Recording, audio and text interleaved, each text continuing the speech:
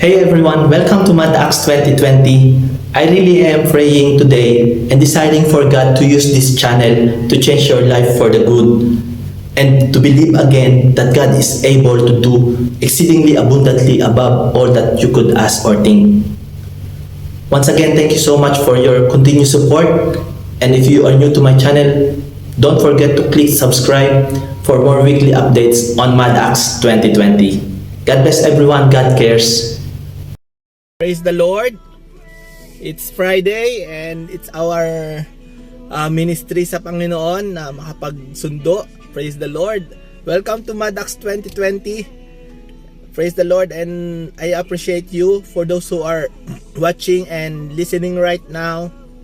And I thank you so much for your continued support, and if you are new to my channel, please don't like and subscribe and hit the bell button below so you will be notified sa mga aking mga next na video. So and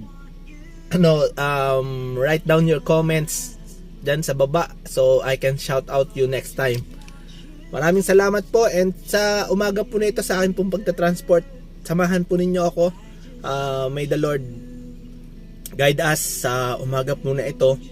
Amen. And pagpatuloy tayo sa ating gawain. Amen. At magtiwala sa Panginoon. Whatever situation you may be in, be encouraged. God has you in the palm of His hand. God has us. Kahit pangit yung mga nangyayari sa kapaligiran natin, sa ating buhay, God has a great plan, and magtiwala tayo sa Kanya na kahit kailanman ay hindi niya tayo bibiguin. Let's keep our hopes up na sa Panginoon. Amen. So today, let's go. Yay!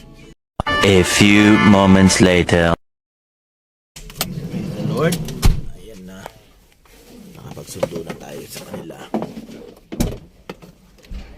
Sundo na tayo sa kanila, guys. Praise the Lord. So, serve.